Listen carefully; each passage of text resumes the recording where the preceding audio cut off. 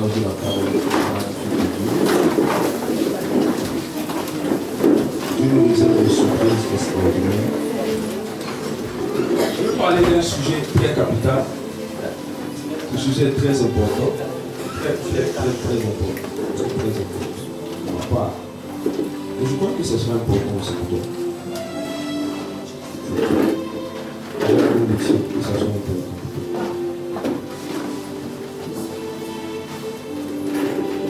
Nous sommes en train de parler ce sujet depuis 2 mercredis avant la retraite, qui est rattaché à notre thème de retraite. Ça va aider aussi quelqu'un qui n'était pas là. Je voulais prêcher ce message à la retraite. Et je n'ai pas pu partager ce message. Mais il est très capital en cette période importante. Et ce sujet est très capital pour toute l'histoire de notre vie. Le sujet sur lequel je vais partager avec vous, c'est le sous-thème de ce thème. Comment j'appelle ça? Avançons sur le chemin d'une destinée glorieuse. Dis à ton voisin de la gauche, avançons sur le chemin d'une destinée glorieuse. Dis à celui de derrière, avançons sur le chemin d'une destinée glorieuse. Dis à celui de la gauche, avançons sur le chemin d'une destinée glorieuse. Amen. Il y a 2 aspects importants dans la vie ou dans la destinée d'une personne. Il y a la vie de la personne et il y a tout ce qui constitue la vie de la personne. Donc quand on parle de la vie de la personne, on parle de son existence.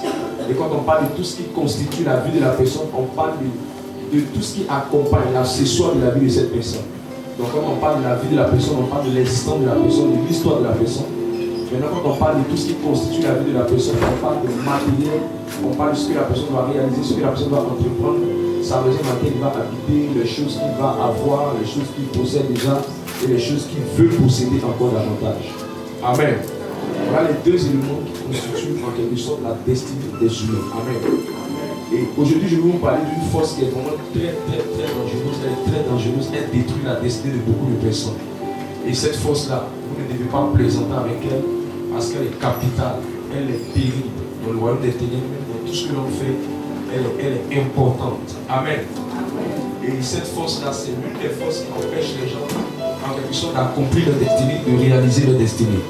Je crois qu'au travers de ce message, quelqu'un va réaliser sa destinée dans le nom de Jésus-Christ.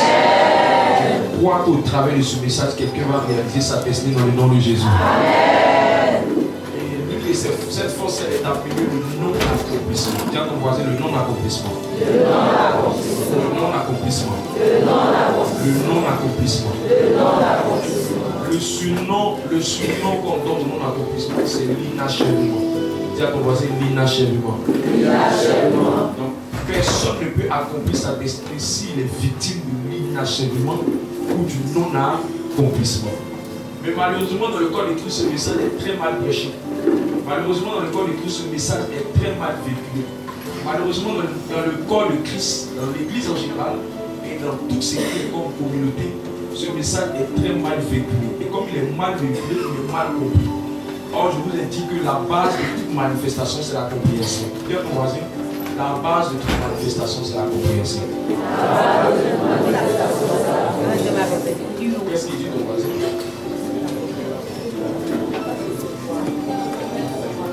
Il dit qu'on ne comprend pas français ça. Lorsqu'il s'agit de la destinée, on parle de non-accomplissement. C'est pour ça qu'il dit que la vie de l'homme est régie en deux éléments importants. Lorsqu'il s'agit de la destinée, on parle de non-accomplissement. Lorsqu'il s'agit du matériel de la personne, de tout ce qui est matériel dans la vie de la personne, de tout ce que la personne peut entreprendre, on parle ici de l'esprit de mort. Alléluia. De l'esprit de mort. Dis à ton voisin l'esprit de mort. L'esprit de mort. Donc ce que je vais partager avec toi, c'est les secrets. Parce que tu ne peux pas accomplir ta destinée sans ça. C'est l'une des forces qui paralyse la destinée de beaucoup de gens. C'est l'une des forces qui mélange même beaucoup de ministères. C'est l'une des forces même qui combat les prophéties. C'est l'une des forces qui essaie de décoder tout ce que Dieu veut réaliser. Le non-accomplissement ou l'esprit de mort. Mais je vois Dieu te donner une réponse claire au travers de ce message. Le thème, c'est les secrets pour triompher dans sa destinée sur le non-accomplissement. les clés pour triompher dans sa destinée sur le non-accomplissement. Ou si tu veux, tu peux prendre les secrets de la longévité dans la destinée. Les secrets de la longévité dans la destinée. Parce que quand l'esprit de moi a été triomphé, tout ce que tu vas faire va durer. Amen. Le problème de ton voisin, c'est que tout ce qu'il fait ne tue pas. Alors dis à ton voisin, est-ce que tu sais que tout ce que tu fais, ça ne tue pas? S'il est sérieux, si un voisin sérieux va te dire, oui, moi, oui, c'est ça. C'est Dieu qui m'a amené ce soir. S'il n'est pas sérieux, il va te regarder comme si tu es en train de le faire, pour pas fâcher. Mais s'il est vraiment sérieux, il va dire, oui, oui, c'est vrai, c'est vrai, c'est vrai, c'est vrai. Alors je bénis Dieu d'avoir fait venir toutes ces personnes qui sont là en ce moment. Parce qu'il veut leur donner une feuille de route importante. Oui, c'est une feuille de route importante. Les hommes n'ont pas la longévité dans ce qu'ils font. Ils n'ont pas la longévité dans ce qu'ils font. La grandeur du ministère est dans l'endurance même du ministre. La grandeur du ministère est dans l'endurance du ministre. Or, l'endurance fait partie d'un aspect de la longévité. Tout ce qui ne tue pas n'est pas doux. Tout ce qui prend la peine de durer, on prend plus de plaisir à durer dans cette chose. Se marier aujourd'hui, puis demain, ça se brise. Quel profit tu en as? Tu n'es pas différent de celle qui est restée célibataire. Elle, au moins, n'a pas eu une telle tragédie dans son existence. Amen. Rentrer dans une activité, commencer à avoir un travail, et puis après, bon, on ne t'embauche pas, et puis bien, après, tu perds le travail. À quoi ça sert toutes ces choses? À quoi ça sert d'avoir ces choses? Être sur la terre et puis mourir avant son âge. Avant le plan de Dieu pour ta vie, avant la saison que Dieu a réservée pour toi. Yeah. Tout ce qu'un homme dit va réaliser là, il faut qu'il vive. C'est pour ça que la Bible dit qu'un chien vivant vaut mieux qu'un lion qui est mort. Il est lion, mais s'il est mort, il n'a plus de valeur. Même le chien milou même est plus important que lui. Parce qu'il est mort. J'aime le texte d'Ecclésiaste aussi qui dit que tant qu'il y a la vie, il y a de l'espoir. Donc l'espoir n'est défini que dans la capacité d'une personne de vivre. Dis à ton voisin, c'est quand tu vis qu'il y a encore de l'espoir pour toi. Si tu es mort, c'est plus possible. Hein? Si tu es mort, tu ne pourras plus. Si tu es mort, peu importe les efforts que tu vas fournir, ça n'atteindra nulle part. Il faut que tu vives. Projet de mariage, projet de ceci, il faut vivre d'abord. Et l'esprit de moi a pour mission d'écouter la vie des gens. Et le non-accomplissement a pour mission de faire en sorte que tout ce que les hommes vont faire dans leur existence ne s'achève pas, ne s'accomplisse pas, ne se réalise pas. À la fin de notre vie, ce que Dieu va nous dire, c'est bon et fidèle serviteur. Il va nous acclamer, il va nous apprécier. Mais il ne va apprécier que celui qui a achevé sa course. Il ne va apprécier que celui qui a accompli sa mission. Jésus a dit en Jean 19, verset 30. Il dit tout est accompli. Ça dit qu'il a accompli sa mission. Alors dis à ton voisin, ce que tu vas entendre aujourd'hui va bouleverser ta vie pour toujours. C'est les secrets qu'on a fini par comprendre pour pouvoir rester longtemps dans ce que tu fais. Quand tu vas rentrer dans le mariage, tu n'as pas ce secret-là. Je te dis que ton mari ne va pas durer. Quand tu vas rentrer dans le travail, je te dis que tu n'as pas ce secret-là. Ce travail ne va pas aller quelque part. Paul va dire, j'ai achevé la course. Si Paul dit achever, c'est parce que achever n'est pas évident. C'est pas évident d'achever ce que tu fais. Même tu remarques la plupart des gens qui disent j'ai échoué les 2 points, c'est l'inachèvement qui fait ça. C'est le non-accomplissement qui fait ça. J'ai échoué les 2 points. Il restait un peu, ça allait marcher. Il restait un peu, il allait réussir à ça. Il restait un peu, il allait m'en sortir. Il restait un peu seulement, ça allait bien se passer. Tu vois, d'autres même entreprendre des relations à la dernière minute. La personne va, il veut s'engager à la dernière minute. La relation se brise. Il ne veut plus aller loin avec cette personne. C'est l'inachèvement. C'est le non-accomplissement. Mais ce soir, l'Esprit de Dieu t'a amené dans ce lieu pour achever ce problème-là. Ce problème-là sera crucifié à la croix de Christ. Amen. Si ton amour est plus puissant que ça, je pense que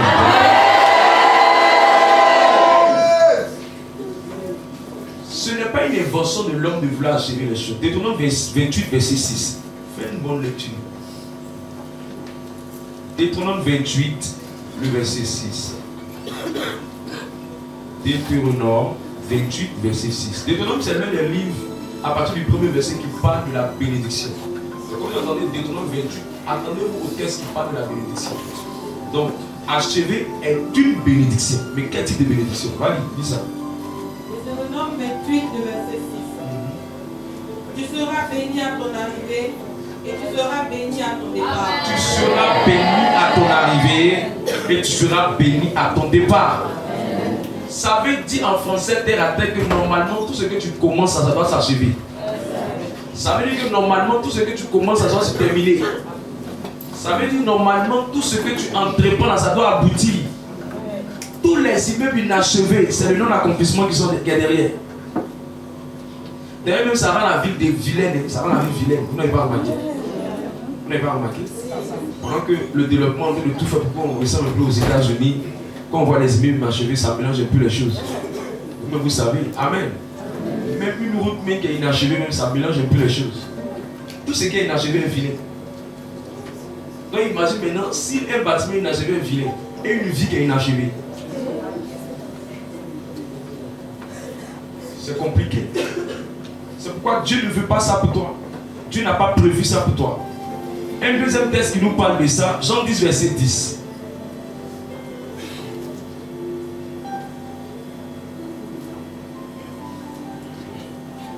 Jean 10, le verset 10.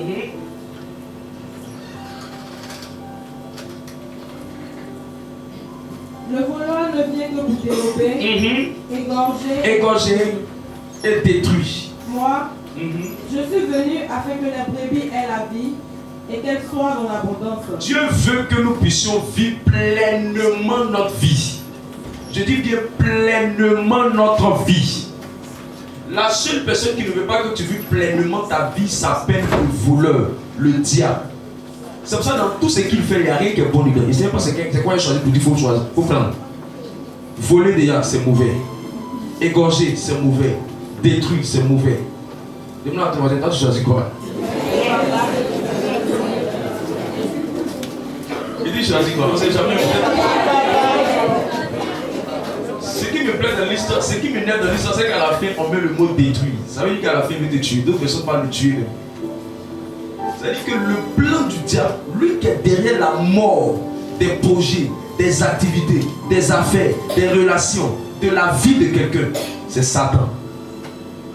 Soit en volant, soit en égorgeant, égorger veut dire bloquer, ou soit en détruisant ou en tuant la vie de la personne.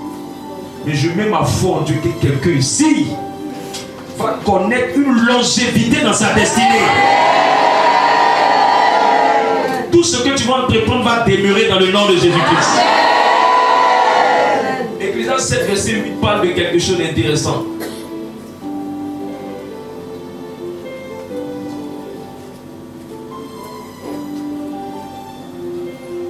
Non, il y a trop de passages qui parlent de la longévité. Ça, tu te rends compte que c'est une des plus grandes batailles même de l'existence de l'homme. Alors, Ecclésiaste 7, le verset 8. Mieux vaut la fin d'une chose que son commencement. Mieux vaut un esprit patient qu'un esprit hautain. Mieux vaut la fin. Dis à ton voisin, la fin est bien doux que le commencement. La fin est bien que le commencement. Oui. C'est pourquoi je me rappelle d'avant. D'avant, c'est que vous allez vous rappeler de ça. Tu manges ton pain. Tu manges jusqu'à... Et puis il reste une petite partie. Et puis il y a un voisin quelque part là-bas qui vient. À nous deux.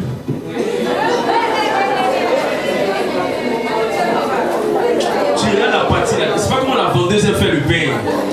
Mais tu iras la partie là. C'est là même que les dangereux condiments sont. Tu le regardes. Tu regardes le pain. Tu te poses des questions. Tu ne sais pas si tu as lui dit non. Tu es bizarre. Oh, il y a des choses. Dis à ton voisin, la fin est mal chic.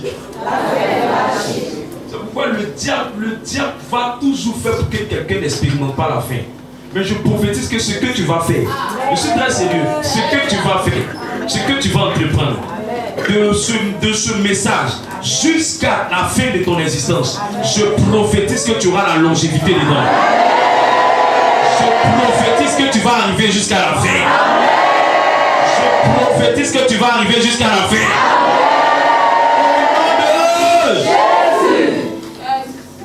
Mes amis, c'est pourquoi la Bible dit que les premiers seront les derniers seront les premiers. Tu te lavais avant ton baignoire, et puis un beau matin, tu reviens en arrière, ça se bloque, tu ne t'en sors plus, tu n'as plus les moyens de vivre encore dans cette baignoire, tu n'as plus les moyens de vivre dans cette vie-là. Avant, quand tu arrives chez toi, on regarde seulement dans ta maison. Là où il y a la chambre, ça ressemble même à un studio de quelqu'un. Et quand le diable te travaille avec le non-accomplissement et que tu es bloqué, tu peux retourner à la case départ. C'est pourquoi ne pas bouger, ne pas avancer n'est pas bon. Rester au même niveau aussi, c'est pas bon. Parce que quand tu n'avances pas, c'est que tu es en train de reculer. Et le diable utilise cette même force. Soit c'est l'esprit de mort, soit c'est le non-accomplissement. C'est pourquoi si tu n'arrives pas à bien maîtriser ce que je viens de te dire, c'est pas bon pour toi. Même une grossesse qui commence, il n'achète pas. C'est ça, c'est le même démon là qui est derrière. Ils change seulement de nom. Soit il s'appelle non-accomplissement, soit il s'appelle esprit de mort, ou soit il s'appelle inachèvement. C'est le même démon là qui est derrière. Tout le monde a su que c'était bien parti pour que tu enfantes. Et puis à la dernière minute, il y a avortement dedans. Exode 23 parle de ça, verset 26.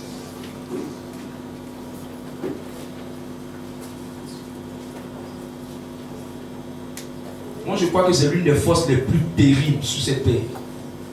L'une des forces les plus terribles sur cette terre. Exode 23, le verset 26. Il n'y aura dans ton pays ni femme qui avorte, ni femme stérile. Je remplirai le nombre de tes jours. Vous voyez, il parle d'avortement, il parle de stérilité, et puis il dit je remplirai le nombre de tes jours. C'est parce que c'est le même démon qui fait ça. Le même démon qui fait qu'une femme avorte, c'est-à-dire que sa grossesse n'aboutit pas. Le même démon qui maintient une femme dans la stérilité, c'est le même démon là qui travaille pour que les gens ne tuent pas sur la terre. Mais toi, en ce qui te concerne, parce que tu as assis sur cette plateforme, mon Dieu te donne la longévité dans le monde. Le plan parfait de Dieu pour chaque vie, c'est la longévité. Psaume 91, verset 16.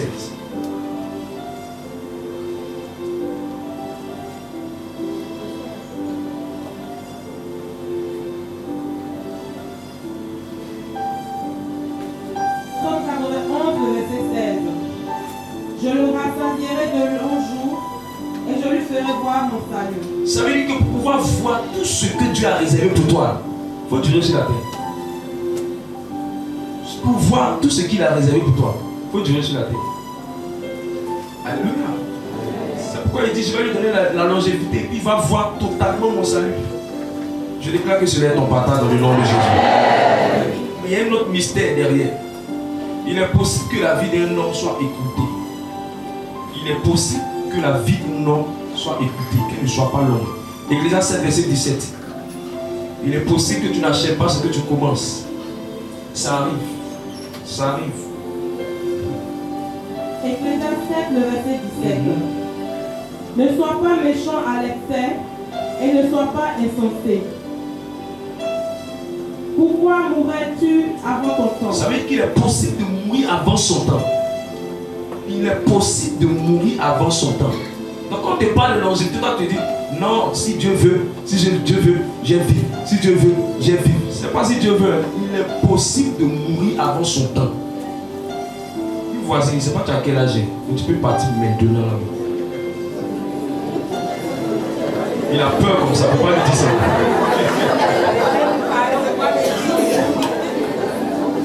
La bonne nouvelle, c'est qu'il est possible aussi que Dieu puisse encore allonger ou prolonger la vie. Deutéronome 5, verset 33.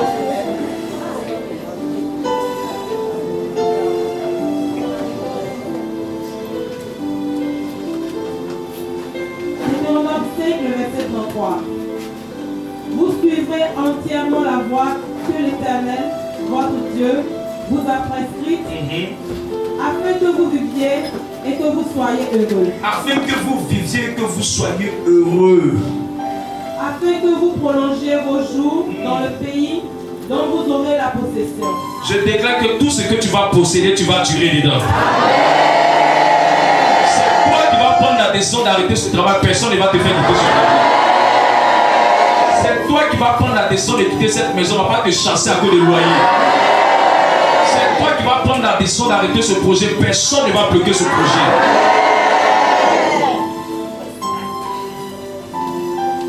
Dans la plupart des cas, souvent Dieu peut être. Parce qu'il faut équilibrer le message. Souvent Dieu peut être derrière la mort prématurée d'un groupe de personnes. Mais ce n'est pas la mort prématurée de n'importe qui. C'est la mort prématurée des enfants que Dieu a trop aimés, qu'on appelle les amis de Dieu. Il y a des fois où Dieu aime tellement quelqu'un qui veut qu'il parte vite pour juste passer beaucoup de temps avec cette personne. C'est pour ça les meilleurs amis de Dieu sur la terre, quand Dieu ne veut même pas que le péché les salisse, souvent il les reprend le plus rapidement possible. Ésaïe 65 verset 20. C'est pourquoi il y a beaucoup de scènes dans l'histoire qui sont parties souvent plus vite sans que le diable n'ait fait ça, parce qu'il ne voulait pas se salir. Une dame, son enfant a donné sa vie au Seigneur à une retraite. La même année où le même mois où il donne sa vie au Seigneur à une retraite, elle s'est battue que son fils abandonne le péché, abandonne les vices, abandonne beaucoup de choses. C'était l'un des élèves le plus bandit de l'école Saint-Viateur. Et sa maman pleurait année après année parce qu'il volait sa maman chaque fois. Et un bon jour, sa maman a dit allons à la retraite. Ils sont partis à la retraite. Le même jour, ils sont partis à la retraite. Le même jour, un message a été prêché. Ça a touché l'âme de son enfant. Et son enfant a dit maman, je demande pardon pour ce qui était fait. Je veux réellement donner ma vie au Seigneur. Quand il a donné sa vie au Seigneur, la retraite est finie le dimanche. Le lundi, ils ont passé du temps ensemble. Le mardi matin, elle se réveille, l'enfant est parti. Elle se réveille, l'enfant est parti. Elle pleure, elle pleure, elle pleure. Et Dieu lui dit en rêve, ma fille, je sais que c'est ton enfant, c'est ton deuxième fils, à part son petit frère, tu l'as vraiment aimé. Et sache une chose, il ne veut pas que le péché le salisse, parce qu'il était trop précieux à mes yeux. Je veux le reprendre. Dis à ton ami, est-ce que tu sais que Dieu peut te reprendre?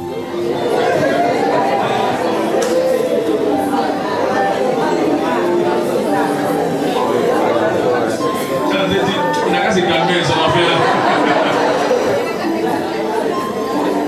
Allons-y, Isaïe 65, verset 20. Isaïe 65, verset 20. Il n'y aura ni enfant, ni vieillard qui n'accomplissent leur jour. Car celui qui mourra à 100 ans sera jeune. Voilà le plan de Dieu.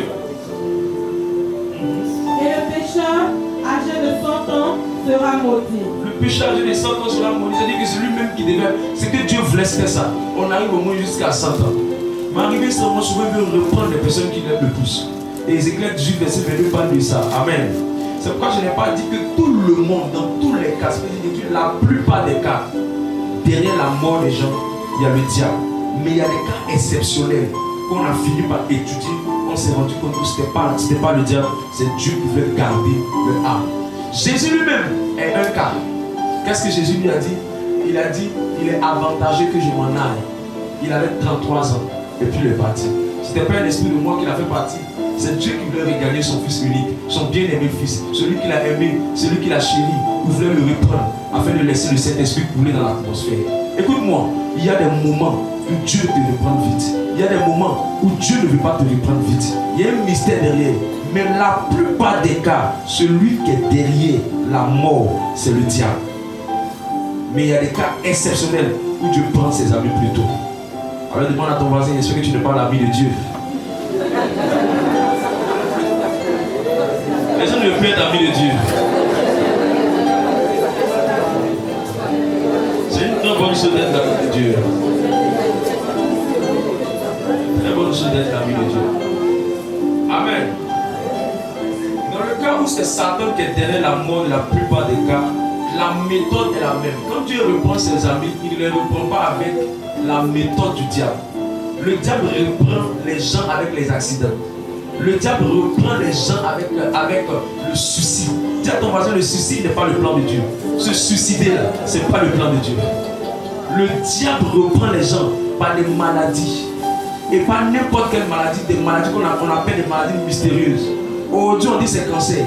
Après ça on dit non, c'est fièvre typhoïde. Après on se voit encore, regarde, on dit la maladie a besoin dans son pied. Après on vient dire non, c'est au niveau de sa tête. Après on dit non, c'est au niveau de sa main. Ne plaisantez pas avec la maladie. Votre pire ennemi doit être la maladie. Parce que la maladie n'est pas le plan de Dieu. Le diable peut prendre une maladie, la maladie la plus insignifiante pour détruire la vie de quelqu'un. C'est pourquoi il n'y a pas quelque chose que tu dois appeler ma maladie. Toi qui dis, ça là c'est ma maladie. Attention, derrière maladie il y a la mort. Ça là c'est ma maladie. C'est ma maladie, je suis comme ça. Je suis né comme ça. Je suis né comme ça. Attention, il n'y a aucune maladie innocente. Toute maladie peut être utilisée par le diable. J'ai vu des gens, tout le monde a un petit palu, plus ou moins qui peut arriver. Mais j'ai vu des gens être morts par le palu. J'ai vu des gens, juste la migraine qui prend quelqu'un, et ils prennent quelques calmants et puis c'est fini. J'ai vu des gens, la migraine était sur leur vie et la migraine les a emportés.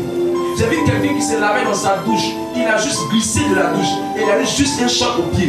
Le petit choc là, on s'en va faire opération. D'opération, il est parti.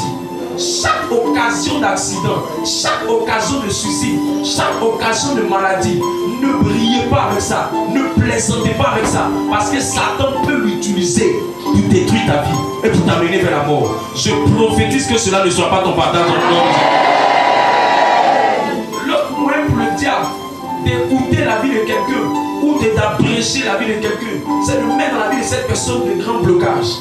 Tu es bloqué au point où la saison de la manifestation de la gloire de Dieu dans ta vie arrive et elle te trouve, tu n'es pas encore prêt. Tellement qu'il t'a emprisonné et finalement tu es découragé de la vie, tu deviens dépressif, tu deviens amer et l'amertume que tu ressens peut précipiter ta mort par des maladies qui sont intérieures à toi. On cherche la solution mais ne trouve pas cette solution. Pourquoi? Parce qu'il y a un aspect de ta vie que tu n'as jamais pu trouver de solution. Et cet aspect-là a créé en toi une profonde déception due aux échecs que tu as connus, aux blocages que tu as connus, et tu t'es jamais remise de cela. Il y a des personnes qui ont vécu des déceptions amoureuses, qui ont rongé tellement leur âme et qui ne se sont plus jamais retrouvés. Et ce sont les blocages que le diable utilise. Dieu, même quand il veut réprimer quelqu'un, Dieu ne le réprime pas au point de détruire son âme.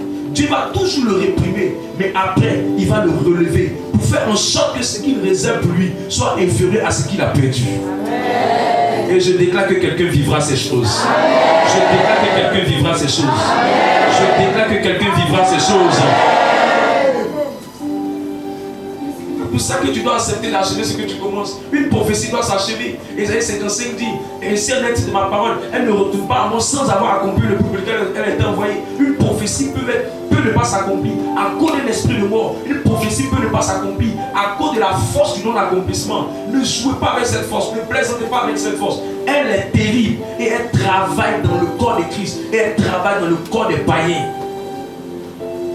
C'est pour ça, ce que je vais te dire, je t'en supplie, prends ce que je vais te dire à cœur. Ne joue pas avec ce que je vais te dire. Ta vie en dépend, ta destinée en dépend. Je t'en supplie, sois disposé pour recevoir ce que je vais te donner. Elle va te garder dans la longévité. Longévité dans tes affaires, longévité dans tes projets, longévité dans tes activités, longévité dans tout ce que ta main touche. Ça va aller loin et ça va durer longtemps.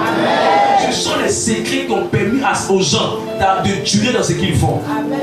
Tu vas durer sur la terre. Amen. Tu ne mourras pas avant ton temps, tu ne mourras pas avant ton temps. Je refuse ça sur ta vie. Tu es une merveilleuse créature pour mourir comme ça. Amen. La première clé, il faut te soumettre à Jésus qui est la résurrection et la vie. Écoute, Jésus dit, je suis le chemin, la résurrection. Je suis le chemin, la vérité, la vie. Mais Jésus aussi s'est défini comme la vie. La vie et la résurrection. La vie et la résurrection. Jean 11, verset 25 à 26 parle de ça. Il faut te soumettre à lui. Il faut te soumettre à lui. La vie d'une personne ne commence pas quand il naît. La vie d'une personne commence quand il donne sa vie au Seigneur.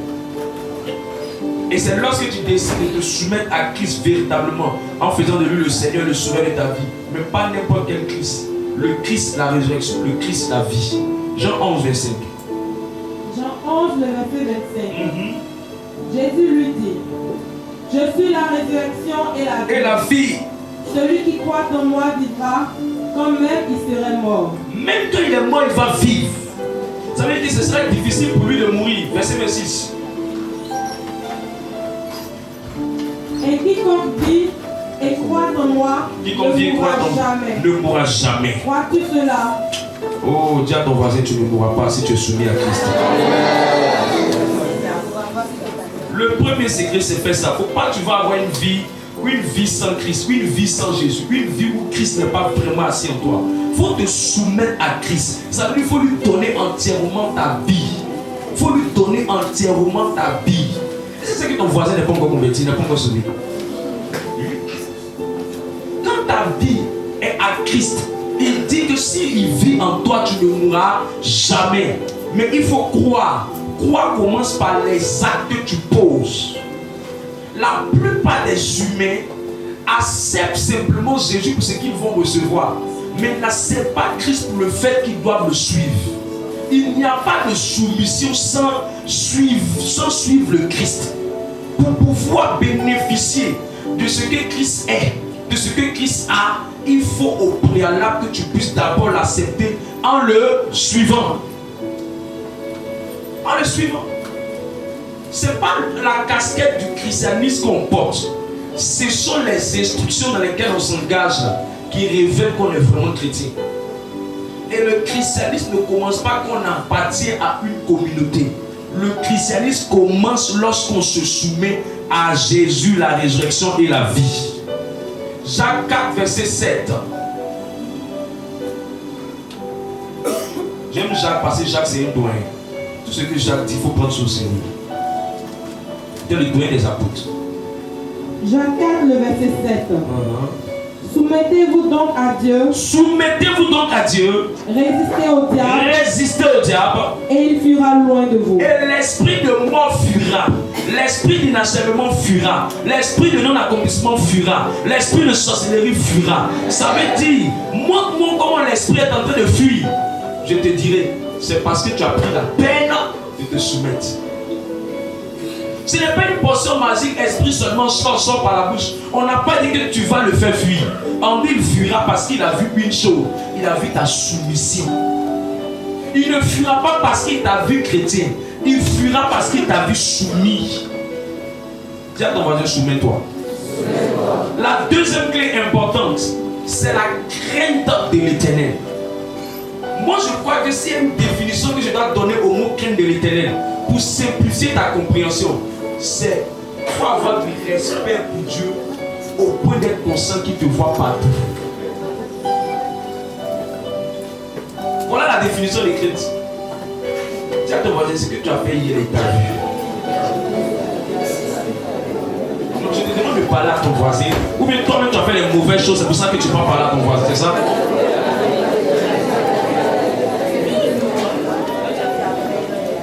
Et t'as vu? Souvent tu es là, tu vas dire, Seigneur, me voici. Il dit, il y a c'est. Il était où ça? Au fait, la crainte de Dieu là, c'est avoir la conscience qu'il voit tout, il sait tout, il n'est pas tout. Et ça on dit omnipotent, omniscient, omniprésent. Il n'a pas un endroit où il ne peut pas être. Il sait tout de toi. Il sait tout. Actuellement, là, quand Dieu nous regarde, il sait qu'il y a porté perruque, qu'il y a vrai cheveux. Nous, on ne sait pas. Nous, on n'est pas omniprésent, omnipotent. Nous, on ne sait pas. Dieu est fort. Il sait tout, il est tranquille. Il sait tout. Il y a son mal élevé là. Déjà, c'est perruque. Il sait tout. Dieu, il n'y a rien qu'on peut lui cacher. C'est pourquoi quand tu fais certaines choses, à un moment, il faut être conscient de ça et tu fais attention. C'est pourquoi Proverbe 10, verset 27, lis ça.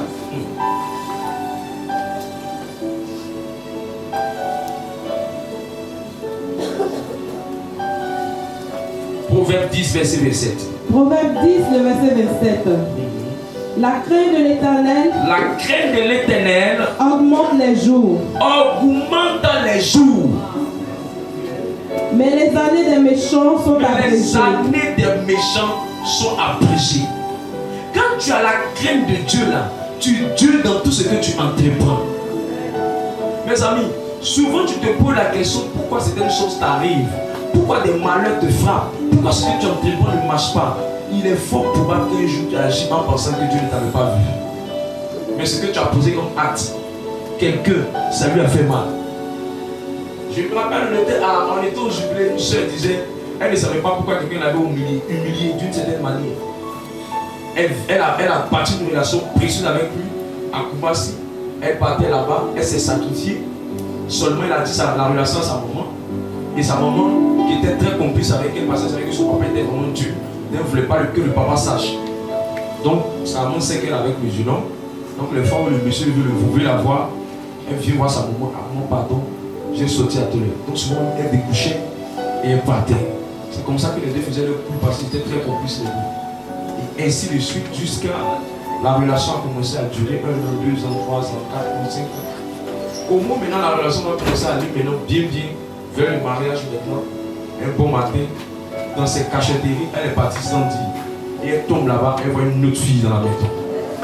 Elle a crié sur le gars. Avec tous les sacrifices que j'ai fait là, c'est comportement comme ça que tu as. Le gars aussi n'a pas supporté cette humiliation et cette honte devant la fille en question. Alors, dans l'histoire de parler, vous savez, il y a des femmes qui aiment toujours garder leurs affaires dans les maisons de leurs gars. Il a réuni tout ce qui est comme affaire, éponge, épongère, serviette, purigeoire. C'est quelqu'un qui m'a dit sur le sein de répéter. Amen. Il a réuni tout. Il a mis ça dans le sac de la fille. Ils sont à l'étage. Et puis il a jeté. Imaginez où c'est tombé. Vous savez comment c'est un quartier populaire. En bas, la fille elle m'a montré. En bas, il y avait genre un coin comme cave, où les caves, tellement ça marche, on met une bâche devant, tu vois un peu des trucs comme ça. Maintenant c'est tombé au milieu pendant que les gars sont en train de boire quelque part. C'est tombé. Elle a envoyé son petit frère pour aller prendre. Comme les gens connaissent le petit frère du gars, ils savent que ça doit être une de ses go. Les gars disent, dis à la personne de venir cesser. Les quartiers populaires là, ils sont toujours en train de se moquer. Donc ils cherchent comment ils vont se moquer de la personne. Ils disent à la personne de venir chercher. Que ça nous a blessés. Dis à la personne de venir chercher. La fille n'a plus pris ses affaires là-bas. Ses affaires sont restées là-bas. Le petit frère n'a pas pu prendre jusqu'à ce que le gérant du maquis retourne ça dans la maison du gars en question. Et elle dit jusqu'à, au moins m'expliquer l'histoire, ça faisait pratiquement de 3 ans. Jusqu'à ce que m'explique l'histoire, elle n'a plus jamais mis ses pieds là-bas, plus jamais repris ça. Et elle s'est posé la question, pourquoi une telle honte peut arriver à sa vie, elle une grande go de cette dimension.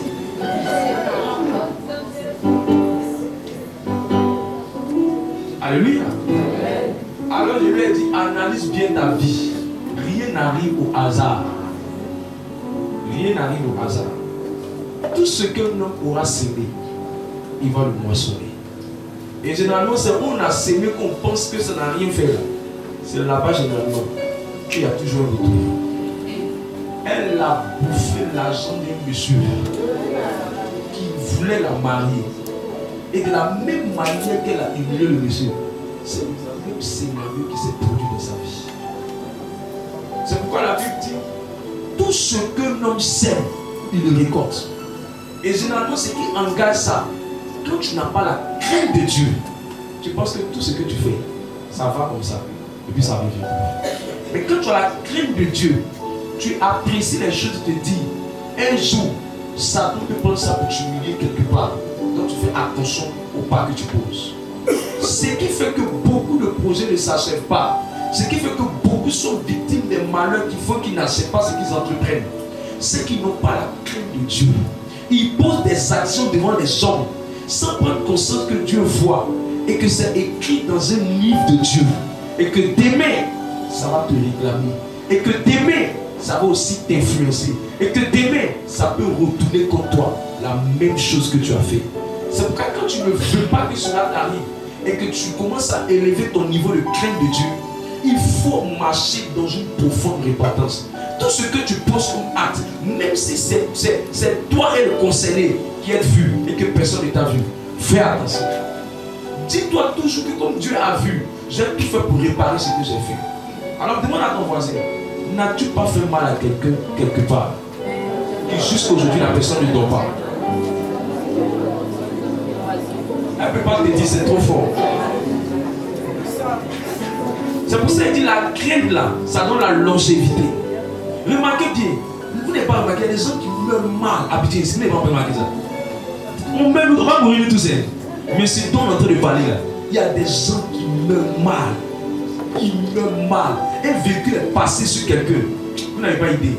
Tu regardes la façon, le monsieur est mort. Toi-même tu as peur. C'était l'une de mes premières fois de voir quelqu'un mourir comme ça, par accident. Un gros camion, quand le camion est passé sur le monsieur, le seul bruit qu'on a entendu c'est crac. Après ça on regarde, c'est fini. On n'avait même plus le courage de voir ça. Je ne pense pas que Dieu peut te laisser quelqu'un mourir d'une telle manière. J'étais à la baie, quelqu'un avec une grosse moto. De toute façon, il est mort, tu n'as pas idée. Il était en plein sur la moto. Il est monté. À un niveau. Tu ne sais même pas comment il a fait pour aller se retrouver là où il s'est retrouvé. En même temps, il est mort. En pleine nuit. Il y a des morts. On va tous partir. Mon but, c'est pas de t'effrayer. Mon but, c'est de te faire comprendre.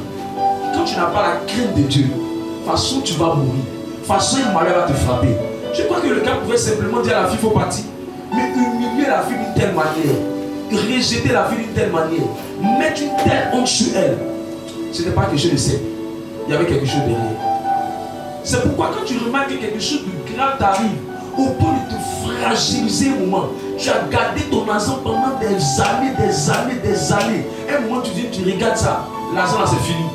C'est comme si quelqu'un est venu prendre toute cette somme-là. Tu te poses la question, mais comment j'ai fait quoi pour que ce que je viens entreprendre n'entreprend pas? Il y a quelque chose que tu as fait quelque part. C'est pour ça, avant de commencer à dire, non, pourquoi ça m'arrive? Pourquoi j'ai fait ceci? Analyse bien ta vie. Examine ta vie. Souvent tu es là, quelqu'un t'entretient, il est marié, tu donnes l'argent. Tu prends. Une dame est en train de prier. Elle va venir s'asseoir dans une telle communauté où il y a l'onction de la vengeance divine. Ici, on a l'onction de la vengeance divine. Il est fort.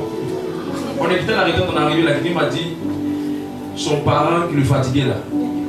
Dieu l'a pris. C'est une onction, c'est pas tout le monde qui a ça. L'onction de la vengeance divine, tu t'amuses, tu meurs, tu touches ma brebis, tu attaques le berger. Fais attention. La dame va commencer à pleurer. Tout l'argent que tu as eu là, un bon matin, on est ton maladie qui te prend là. C'est toute ton économie, tout ce que tu voulais réaliser, que tu es en train de finir avec ça. Tout fini. Vous n'avez jamais vu les gens mourir comme ça? Regardez bien, il y a des gens, tu vois leur mort, tu te poses la question. Il meurt, tu vois sa bouche même, on dirait qu'il n'a jamais vécu. Tout ça, ça le prend d'une manière, ses yeux sortent comme ça. Ses yeux sortent quand tu le regardes, tu te demandes, mais qu'est-ce qu'il a? La maladie est en train de le ronger à petit feu. Tu le regardes, tu vois sa forme, tu te poses des questions sur lui. Vous pensez que Dieu peut tuer quelqu'un de cette façon-là? Ils ont la vérité. Tu vois, tout ça, blanc même là. Tu vois blanc là, mais toi-même tu as peur. Toi-même tu es médecin même là, il faut avoir gros cœur pour aller le piquer. Je prie que Dieu pardonne à quelqu'un ici qui a fait une bêtise. Aucun ennemi n'utilise ça contre sa vie. Aucun diable n'utilise ça contre ta vie. Aucun sorcier n'utilise ça contre ta vie. Au nom de Jésus. Troisième clé. Il faut faire un bon usage de ta bouche. Le pouvoir de ta bouche. Le pouvoir de ta déclaration. Proverbe 34 et Psaume 34, verset 13 à 14. Vos paroles, faites attention. C'est pour ça qu'il y a un texte qui est dans la Bible qui est écrit. Il dit, je ne mourrai pas, je vivrai. C'est une parole qui doit être dans ta bouche. Il ne faut pas dire, mourir, moi dans ma vie est bizarre, je ressemble à la mort, nous on est cabri mort, nous notre vie est finie, nous notre famille, il ne faut pas dire des choses comme ça sur toi. Vas-y. Psaume 34, le verset 13. Quel est l'homme qui aime la vie, qui désire la prolonger pour jouir du bonheur? Pour jouir de quoi? Du bonheur. C'est-à-dire que pour pouvoir prolonger ta vie, prendre plaisir à la vie, jouir de tout ce que la vie t'a réservé, qu'est-ce qu'il faut faire? Verset suivant. Préserve ta langue du mal. Il faut faire attention à ta bouche. Il faut faire attention à tes paroles. Tes lèvres des paroles douteuses. Il faut éviter d'utiliser ta bouche pour dire des choses que tu vas regretter après. Il ne faut pas dire des mauvaises paroles sur toi. Dis à ton voisin, ne dis pas des mauvaises paroles sur toi. Ma maladie. Mes enfants, vous allez me tuer, Tu vas vite partir, tu vas dormir. Tu vas vite partir. Vous allez me tuer. Il y a des gens qui aiment beaucoup prononcer les mots comme la mort là. Vous allez me tuer. Dans cette maison, on ne peut pas respirer. Le jour où Jésus vient mourir dans cette maison là, c'est là où vous serez tranquille. C'est quoi tout ça là? C'est quel moment ça même? C'est quel papa fatigué comme ça? Il y a des choses qu'on ne dit pas. Ne dis pas les paroles comme ça sur ta vie. Ça va détruire ta propre vie. Les mots comme la mort, les mots que ça ne marchera jamais, les mots comme ça ne s'accomplira pas, ça ne va pas s'achever, je n'y arriverai pas, c'est pas possible, je n'y arriverai pas, est-ce que je pourrais? Tous ces mots de doute, ces mots de manque de foi, ces mots qui véhiculent un esprit d'inachèvement, il faut arrêter de mettre ça dans ta bouche. Amen. Chaque fois, il faut faire attention. On a fait une délivrance d'une soeur, elle faisait la vente d'articles, on était à Iblé, elle vend de l'article, qu'elle finit de vendre son article là. Elle dit, hey, si ce n'est pas à cause de mes enfants, je n'ai pas fait ce travail là. Ce n'est pas qu'ils veulent les mettre à l'école. Un jour là, j'ai mourir. Délivrance, qu'on a commencé, c'est l'esprit de mort. La seule chose pour que la délivrance soit faite, il fallait qu'elle fasse des proclamations. Je renonce, je renonce, je renonce. On a prié pour son cas pendant près de 5 heures de temps.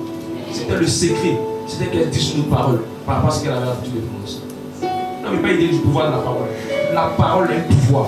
C'est pour ça que Proverbe 21, verset 18, verset 21 dit, la vie et la mort sont dans ta bouche. C'est ce que tu as dit là, c'est ce que tu es. C'est ce que tu as dit là, c'est ce que tu deviens. C'est ce que tu as dit là, c'est ce que tu es en train de vivre. Le reflet de ta vie, c'est la somme de ce que tu as prononcé. Si tu veux changer les choses dans ton avenir, il faut changer les choses que tu prononces. Mon Lucère, Père Lucère, là, vous êtes venus maintenant, Père et Mère. Vous êtes ensemble. Vous êtes mariés maintenant. On dit, tu as quoi? C'est mon Lucère là, c'est mon Lucère. Reste là. Lucère va rester sur toi. On va prier. Tu vas prendre tous les gens de lui pour prier. Ça va se même partir parce que Lucère là, tu lui as dit qu'il t'appartient. T'appartient. Moi là, c'est mon mot de vente. C'est moi ça me prend. Moi là, c'est comme ça. Quand mon mot de vente me prend là, tu n'as pas idée. Mon mot de vente. Mon mot de vente. Ma maladie de femme, quand ça me prend là, il y a des nuits folles. C'est comme ça, je suis. Moi, je suis comme ça. Tu viens en prix, ça passe pas. C'est ce qui est dans ta bouche là qui te bloque. Je prie que toutes les mauvaises paroles soient annulées par le manteau prophétique de ça. Quatrième chose, il faut engager le pouvoir de la communion avec le discernement. Quand vous êtes en train de passer l'examen, vous êtes en train d'entreprendre un projet et que vous voulez que le projet aboutisse, vous ne voulez pas que ça soit inachevé, vous devez être dans une période où vous mangez beaucoup le corps et le sang de Christ. Beaucoup ne comprennent pas ça. Il n'y a pas un examen que j'ai passé sans prendre une période longue. S'il doit faire 21 jours de préparation, je bosse, mais je ne manque pas de manger la communion. Parce que dans la communion, le corps de Christ est un pouvoir. Le sang de Christ est un pouvoir. Je me suis rendu compte que souvent dans les ministères de réforme, les gars organisent même des séances de délivrance de Saint-Celle où ils demandent à toute leur assemblée de manger simplement la communion. Au travers de la communion, ils demandent au Saint-Esprit d'agir. Quand le Saint-Esprit prend le relais, après que les gens finissent de manger le corps et le sang de Christ, tu n'as pas idée des délivrances. C'est pourquoi il a dit manger le corps de Christ avec discernement. C'est ce que Paul a dit. 1 Corinthiens 11, verset 29 à 30. Quand tu prends sans discernement, tu te dis, oh, c'est juste quelque chose que quand tu es baptisé, tu prends. Tu es confirmé, tu prends. Tu vas à l'église, tu prends. Ça n'a pas le pouvoir. Il y a discernement lorsque tu prends conscience du pouvoir de la chose. Mais il y a une non-efficacité lorsque tu penses que c'est un rituel.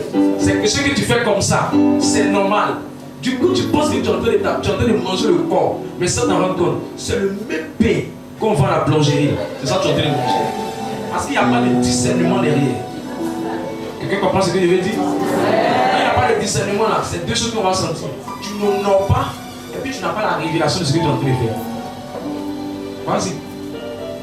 1 Corinthiens 11, verset 29. De même,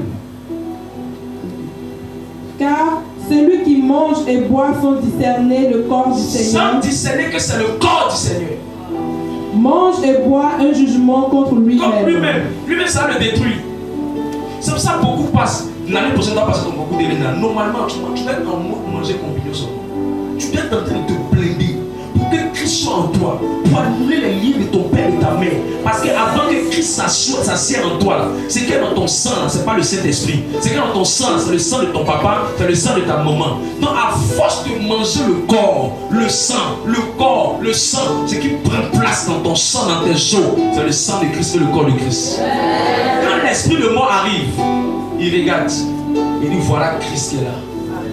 Il sent Christ qui est formé en toi. Oh, il y a trop de pouvoir dans la communion. Wow. Si ton voisin ne mange pas ça, je ne suis pas sûr que sa bouche est pointe. Allons-y, verset 30. Le verset 30. C'est pour cela qu'il y a parmi vous beaucoup d'infimes et de malades. Beaucoup d'infimes et de malades. Et puis continue. Et qu'un grand nombre sont morts. Et qu'un grand nombre sont morts. Ça veut dire que ce qui fait que beaucoup de gens meurent, leur projet meurt, leur concours meurt, tout ce qu'ils font ne dure pas. C'est parce qu'ils ne prennent pas conscience d'une chose: le corps et le sang de Christ. Ils mangent ça avec amusement. Et tu savais que c'est un plaidage spirituel.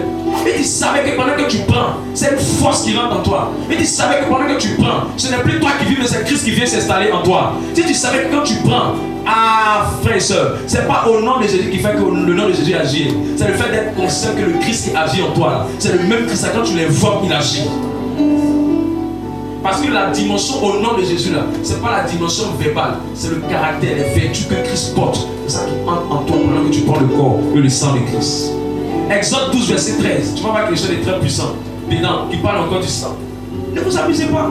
C'est pour ça que souvent certaines personnes font le sang de Jésus, mais ça n'a pas beaucoup d'influence parce qu'il ne porte pas Christ. Tu manges sa chair. C'est pour ça même en sorcellerie, pour connecter quelqu'un en sorcellerie, on lui donne la nourriture. Toute initiation, c'est fait par la nourriture. Au commencement, quand Adam et Ève ont péché, c'est parti par quoi? Manger. Quand garçon veut avoir faim, manger. Mes amis, tout ce qu'on fait là, c'est manger. Quand une femme veut gagner le cœur d'un garçon, elle gagne son estomac, c'est manger. On dit, la fille là, sa maman l'a initiée, c'est comment elle l'a initiée? Elle n'est pas venue dire, initiée. Non. Elle en rêve, elle lui a donné la nourriture. Elle a commencé à manger la chair de quelqu'un. Et dans la chair, il y a le sang de la personne. Donc elle a mangé la chair, elle a mangé le sang de la personne. Et en sorcellerie, que quelqu'un a mangé là, il monte en grâce spirituelle. Satan a pris ça de qui? Il a pris ça de Dieu. Parce que c'était un SNS moins. Satan était à côté. Il s'appelle le chérubin moins. Lucifer. Donc tout ce qu'il fait là, il n'a pas volé ça quelque part. Il a pris ça de Dieu. Donc nous-mêmes, qui devons bien utiliser ça maintenant, on joue avec ça. Vas-y. Exode 12, le verset 13. Le sang vous servira de signe sur les maisons où vous serez. Je verrai le sang. Et je passerai par-dessus. Il n'y aura point de plaie qui vous détruise quand je frapperai le pays d'Égypte. Ça veut dire que quand la mort viendra, qu'elle voit le sang, elle fuit. Quand l'esprit d'achèvement arrive, de non-accomplissement arrive, quand il voit le sang, il fuit.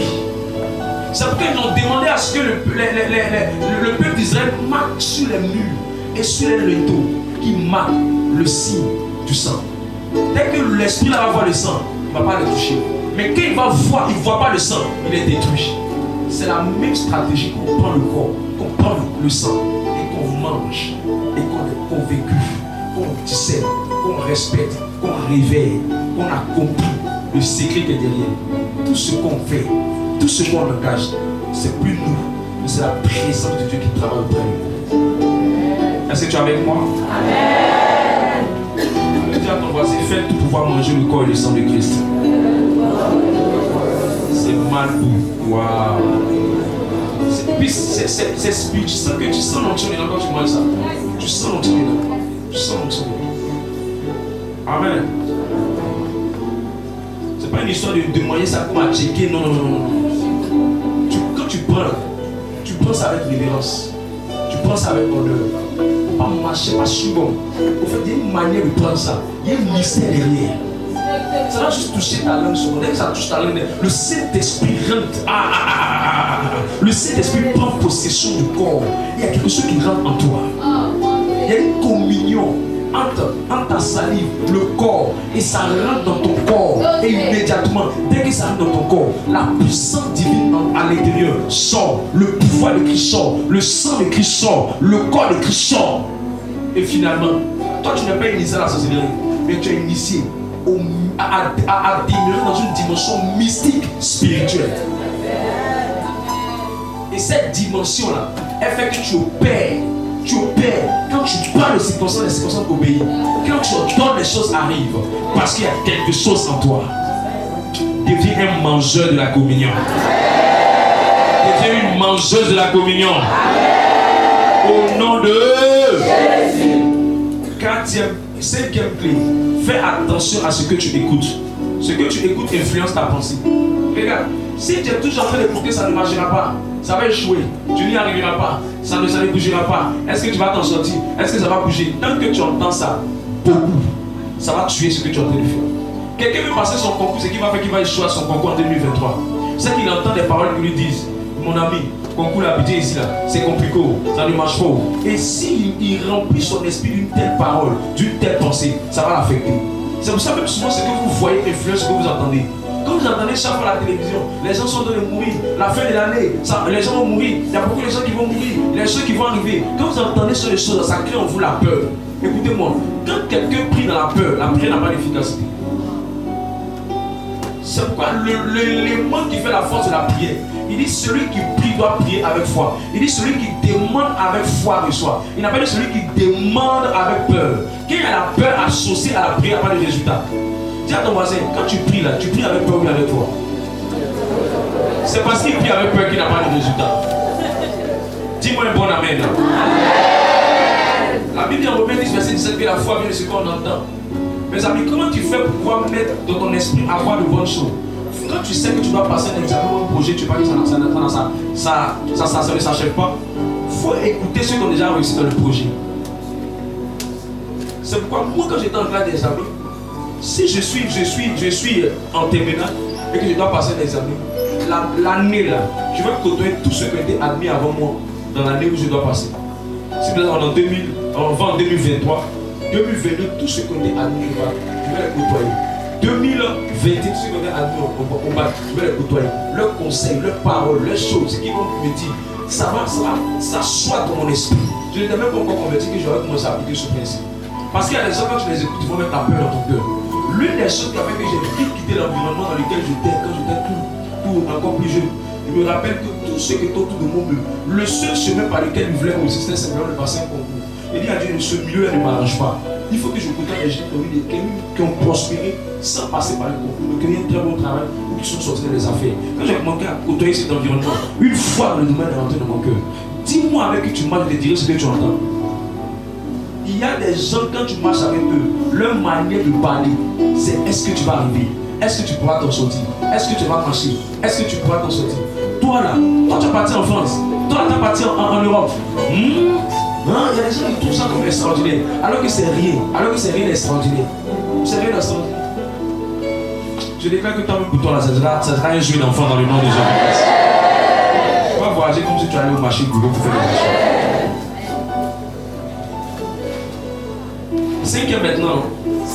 Sixième, honorez vos parents spirituels ou vos parents biologiques. Éphésiens 6, verset 1 à 3. Tous ceux qui meurent vite, tous ceux que les projets ne s'achèvent pas, j'ai toujours un problème avec leurs parents. Tu vois que soit il y a un esprit de rébellion, de déshonneur qui travaille. Ça tue la destinée de plusieurs personnes. L'esprit de rébellion, l'esprit de déshonneur, c'est des démons terribles. Ils viennent tous dans le cœur des gens. Mon papa m'a fait ceci, maman m'a fait ceci, je ne parle plus avec elle, elle m'a fait cela. Et finalement, ça fait qu'ils passent des examens, ça échoue. Et souvent, c'est que quand Dieu veut te montrer, c'est qu'il fait que c'est pas un échec qui vient de Dieu. C'est qui te fait échouer à quelques points. C'est qu'il fait que c'est un échec qui vient du diable. C'est que c'est au moment où tu sens que tu dois t'accomplir que la chose finit par mourir. Quand tu sens ça, c'est qu'il faut faire attention, il y a un déshonneur quelque part dans ta vie. Éphésiens 6, 1 à 3. Éphésiens 6, le verset 1 à 3. Enfants, obéissez à vos parents selon le Seigneur, car cela est juste. Selon le Seigneur, selon le Seigneur. Selon le Seigneur sont les parents spirituels. Il faut les honorer. Honore ton père et ta mère. Ce sont les parents biologiques maintenant. C'est le premier commandement avec une promesse. Et quelle est cette promesse-là? Afin que tu sois heureux. Et que tu vives longtemps sur la terre. Sur la terre, tu vas vivre longtemps au ciel. Sur la terre. Demande à ton voisin, quels sont tes rapports avec tes parents? Écoute-moi, un chrétien qui est très sérieux doit avoir la bénédiction de ses parents biologiques, il doit avoir la bénédiction de ses parents spirituels. Normalement, si tu n'as rien fait, chaque mois, tu dois t'organiser pour donner un cadeau à tes parents. Si ce n'est pas un cadeau, au moins, tu peux leur donner des unités en fonction du niveau où tu te trouves. tu essaies de leur faire du bien. Amen. Parce que le jour où ton père va mourir et que tu vas aller t'asseoir à son funérail, la même mort qu'il a pris, la même mort va venir te chercher aussi. Parce que pendant qu'il vivait, tu n'as pas été honnête et sérieuse pour l'aider. Même s'il n'était pas le père que tu voulais, au moins il a fait ce qu'il pouvait pour que tu arrives. Sans lui, tu n'allais pas arriver à l'existence. Si tu arrives à l'existence et qu'on ne t'a pas voté, au moins il faut honorer ce père. Au moins il faut bénir ce père en faisant du bien à un tel père. Si c'est ta mère qui a fait du bien à ta mère, si c'est ton oncle qui a fait du bien à ton oncle, mais fais du bien à tes parents afin que la bénédiction qu'ils portent, ils puissent te la transférer. Chaque fois que tu as quelque chose, ce que tu peux faire, il faut le faire. La manière dont tu peux les aider, il faut les aider. La manière dont tu peux contribuer, il faut contribuer. La manière dont tu peux les soutenir, il faut les soutenir. Ce que tu vas faire pour qu'ils soient heureux, il faut le faire. Peu importe ce qu'ils sont. On n'a pas dit honore tes parents parce qu'ils vont à l'église. On n'a pas dit honore tes parents parce qu'ils prient. On n'a pas dit honore tes parents parce qu'ils sont saints. On n'a pas dit honore tes parents parce qu'ils jeûnent 3 fois par jour. On n'a pas dit honore tes parents parce qu'ils sont sérieux. Mon Dieu, honore ton père et ta mère. Ça veut dire peu importe ce que ton père est, peu importe ce que ta mère est, ton devoir, c'est de faire quoi? C'est de les honorer. C'est de les honorer. Tous ceux qui sont, je vous dis la vérité, on parlait de la mort tout à l'heure, vous êtes en train d'avoir peur. Il y a des gens, je vous dis, il ne faut pas dépasser 30 ans à cause du fait que les parents ne sont pas de mèche avec eux. Je te dis la vérité. Parce que c'est un principe qui est sur la terre. De la même manière que les autres principes marchent. Le principe qui dit que quand tu es malade, tu dois voir un médecin pour voir ton état. Ce même principe, ça marche là. De la même manière, ce principe qui dit qu'il faut honorer tes parents là, ça marche aussi sur les honore pas. Je n'ai pas encore vu quelqu'un rentrer paisiblement dans le mariage, paisiblement dans le travail, sans honorer les parents que Dieu nous donne. Il faut honorer les parents. C'est pourquoi quand on fait la dot, on veut que les parents soient présents. Parce que les bénédictions comptent. C'est après le mariage que tu es là. Le reste, ça ne compte pas. Ça, c'est les parents maintenant spirituels qui peuvent intervenir. Mais dans le mariage que tu es, le rôle des parents est important. Honorer les parents que Dieu met dans votre vie. Sinon, vous n'allez pas vivre longtemps. Regardez combien de fois plein de jeunes ne vivent pas longtemps. Regardez combien de fois plein de jeunes meurent. Aujourd'hui, le nombre de morts est plus dans la jeunesse même que les personnes âgées. À cause de quoi? À cause du fait que l'esprit de rébellion. Il y a des gens qui pensent qu'ils sont plus intelligents que leurs parents. Il y a des gens qui pensent qu'ils voient plus clair que leurs propres parents. Réconcilie-toi avec ta mère. Réconcilie-toi avec ton père. Avant qu'il ne soit trop tard. S'il meurt, écoute, s'il meurt sans que tu les as honorés, ça va être terrible sur ta vie. S'il meurt sans que tu ne l'as honoré, tu vas regretter ça amèrement. Il y a des gens qui aiment se rattraper quand c'est funérailles. Il faut te rattraper quand la personne est vivante. Il y a des gens, on leur prêche, ils écoutent, mais ils ne pratiquent pas. Tu peux être habité ici, tu achètes 100 000, ta maman pousse l'eau quelque part à Guibérois. Tu ne vas pas vivre longtemps, je te dis. Tu n'as pas remarqué que ce que tu fais là, ça ne bouge pas. Tu n'as pas remarqué que ce que tu entreprends là, ça met du temps avant de t'avancer. Tu n'as pas remarqué que tout ce que tu fais là, c'est lent. Celle qui t'a mis au monde, ou celle qui t'a donné à manger, celle qui t'a pris dans ses mains, il ne faudrait pas qu'elle soit triste, il ne faudrait pas qu'elle soit malheureuse, il ne faudrait pas qu'elle soit bizarre. J'étais le nom. Il y a une star dans le domaine du football.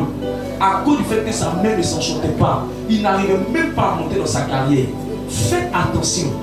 Les pouvoirs que Dieu a donné aux parents, c'est pourquoi Isaac avait besoin que son père le bénisse. Tu as besoin de leur bénédiction.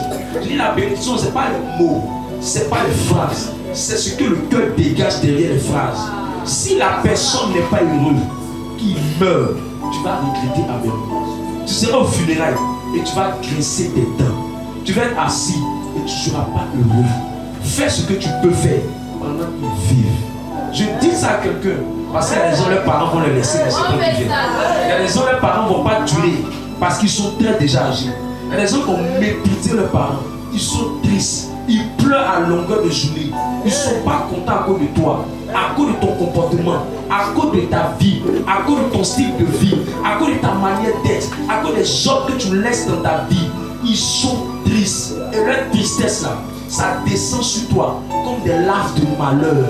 Et tu ne seras jamais heureux dans ce que tu vas faire. Et le pire, c'est que l'enfant que tu auras le comportement multiplié par 2. Jésus a dit, si vous croyez en moi, vous allez faire ce que j'ai fait, non? Mais vous allez faire le plus grand. Moi je crois que si quand tu déshonores tes parents, l'enfant que tu mets au monde, il fait ce que tu as fait, mais il fait le plus grave que ce que tu as fait. Et si tu ne prends pas conscience, c'est là que tu vas apprécier la vie. Tu vas te rendre compte que tout ce que tu fais, ça ne bouge pas. J'ai vu une soeur passer examen, elle s'est travaillée, tout pas travail. Elle s'est travaillée, tout pas travail. À cause de ce que sa maman a fait un jour, on était en 2008, elle a fait cadeau à sa soeur. Elles sont même père, même mère. Elle a fait cadeau à sa soeur. Sa maman ne lui a pas donné cadeau. C'est dans le début d'année. Elle a gardé ça dans son cœur. Et que sa maman ne l'aime pas. Elle a détesté sa maman. Le ciel était fermé. Il n'y a pas plus brillant que moi. Il n'y a pas plus jeunesse que moi. Par la grâce de Dieu. Je rends gloire à Dieu. Mais j'ai prié pour la fille là pendant des années. Ça ne décolle pas. Ça ne bouge pas. Parce que la prière ne peut pas annuler les principes. Un bon jour, c'est que je sois leur rendre visite que j'ai créé cette réconciliation. Parce que sa maman au pôle Nord, maison n'est pas grande. Quand sa maman ici, elle est là-bas. Quand sa maman va là-bas, elle va ici. Elle bougeait dans cette maison. Monsieur m'a dit qu'elle ne voulait pas me dire la vérité. Ma vraie dit, elle ne veut pas digérer ça. Avec sa maman. C'est resté dans son cœur. Elle ne décolle pas. Après qu'elle se soit réconciliée, aujourd'hui, elle travaille aux impôts de, comment j'appelle ça? Il y a impôts au niveau de 2 plateaux là, je ne sais pas comment on appelle ça. Centre de santé des impôts, ça non? Il y a un centre de santé des gens qui travaillent aux impôts aux 2 plateaux. C'est ça non? HMI, ça, HMI. Aujourd'hui, elle travaille à HMI. Elle était sage-femme, elle travaille pendant des années, elle n'a jamais eu. Elle est restée bloquée. À Iboulé ici, une seule est rentrée dans un foyer. Dans le foyer là, son mari, il fait tout, enfant ne vient pas. Il fait tout, enfant ne vient pas. Il fait tout, enfant ne vient pas.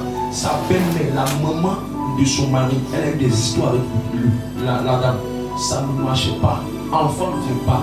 L'une des choses qui nous a montré même que c'était pas elle le problème, ni le monsieur le problème. C'est qu'elle a déjà eu un enfant avant. Le monsieur n'avait jamais eu un enfant. Mais plus tard, le monsieur, dans cette djabou là, il a fini par avoir un enfant d'ailleurs. C'est quand elle a pris conscience de ça, elle s'est réconciliée avec la dame. Parce que sous prétexte qu'elle est sorcière. Faites attention aux révélations de sorcellerie. C'est pas que le monde le dit. Si quelqu'un est sorcier, on n'a pas dit qu'il ne faut pas prendre tes précautions en prière. Mais il faut éviter d'avoir dans ton cœur la haine. Parce que la haine, c'est une arme que le diable a utilisée pour toi-même te détruire. Parce que lui là, c'est parce qu'il te déteste qu'il veut te tuer. Et toi aussi tu veux le détester. On peut utiliser les mêmes armes pour détruire quelqu'un. Quand on veut détruire quelqu'un là, on utilise l'arme qui est supérieure à lui. Et l'arme qui est supérieure à la haine là, c'est l'arme de l'amour. L'arme qui est supérieure à la haine là, c'est l'arme de l'amour. Est-ce que quelqu'un comprend ce que je suis en train de dire? Je prophétise que tu vas commencer à honorer tes parents. Tu mets un père spirituel dans ta vie. Il faut honorer son père spirituel. Il ne faut pas jouer avec ses privilèges. Je n'ai jamais fait un mois sans honorer le père que Dieu me donne. J'honore mes pères, je respecte mes pères. Les opportunités que j'ai à partir de mes pères, c'est le respect. C'est le respect. Tout ce que je fais, je me bats pour respecter mon père. Même mon père spirituel, les plateformes qu'il me donne, c'est vraiment le respect. Le respect. À longueur de journée, le respect dans tout ce que je fais. La deuxième fois que je vais voyager, mon père spirituel m'a permis d'aller au Burkina. Quand je suis parti au Burkina, je suis allé prêcher au Burkina. Le jour où j'ai prêché au Burkina, la porte m'était ouverte parce qu'il a vu que je l'honore. Les plateformes qu'il me donne, c'est l'honneur que je lui donne. Je respecte les personnes que Dieu a mis sur ma vie. C'est pour ça que quand tu as un projet, tu as une affaire, tu es dans quelque chose, avant même que ça démarre, rassure-toi que tu as vraiment honoré le père que tu as. Ne chagrine pas un père, sinon ça ne sera d'aucun avantage pour toi. Que Dieu te bénisse fortement. Que Dieu te bénisse fortement. Je termine avec ça. 7e. C'est ça, non? 7e. Waouh. Jusqu'à 15, hein? Bon, on va arrêter à la 7e. Il faut que tu dis dans ce que tu fais. Ça veut dire qu'on voit quelqu'un qui dit non, lui et moi on vient de se croiser. Après ça, on a fini de passer un peu de temps. Maintenant, il m'a laissé. Tu sais, c'est bon. Tu as embrassé quelqu'un comme ça, puis il te laisse comme ça. Tu sais que c'est bon. C'est un esprit de non-accomplissement qui est derrière. C'est un esprit de non-accomplissement qui est derrière. Parce qu'on vous dit le début de la sanctification, vous ne voulez pas vivre la sanctification. Tu as fini de voir chez quelqu'un, après tu vas dire voir chez quelqu'un. Aujourd'hui tu vois maintenant de lui, après tu vois maintenant de lui là. Tu es dans la maison de lui, après tu es dans la maison de lui. Tu crois que c'est une sale vie. C'est une sale vie. Aujourd'hui dans telle entreprise, tu es après tu es là-bas, ici, après tu es là-bas, après tu es là-bas, tu es là-bas. Tu n'es pas dans les bons coins. Au lieu d'avancer, tu es en train de régresser. Tu n'es même pas heureuse. Tu n'es même pas contente. C'est une vie malheureuse. C'est une vie où tu n'es pas paisible. Le non-accomplissement, ça détruit la vie de beaucoup de gens. Tu tombes enceinte, la grossesse doit avancer, la grossesse finit par mourir. Il faut mourir. Il faut faire ce qu'on te demande de faire. Il ne faut pas appliquer ça à moitié. Il faut appliquer ça totalement. Tu sais de quoi je parle. Plein de gens étaient victimes de ça. Des témoins inachevés. Elle a eu un travail. Dieu veut donner encore plus grand que ça. Le truc c'est inachevé. Je pense que c'est normal. C'est pas normal. C'est une force. Et c'est des principes comme ça qu'il faut respecter. Quelqu'un me donne un bon amen là. Oh, je donne lui là ou bien je donne lui là. Maîtriser l'art du combat spirituel. Il faut t'engager dans le combat spirituel. Matthieu 7, verset 18. Lis ça rapidement. Je vais boucler avec ça. Maîtriser l'art du combat spirituel. Matthieu 7, verset 18. Matthieu 7, le verset 18. Un bon arbre ne peut porter de mauvais fruits, ni un mauvais fruit. Matthieu combien? 16, 18. Écoute-moi bien, elle te révélé quelque chose de très profond. Matthieu 16, le verset 18. Et moi, je te dis que tu es fier, et que tu es fier, je bâtirai mon église.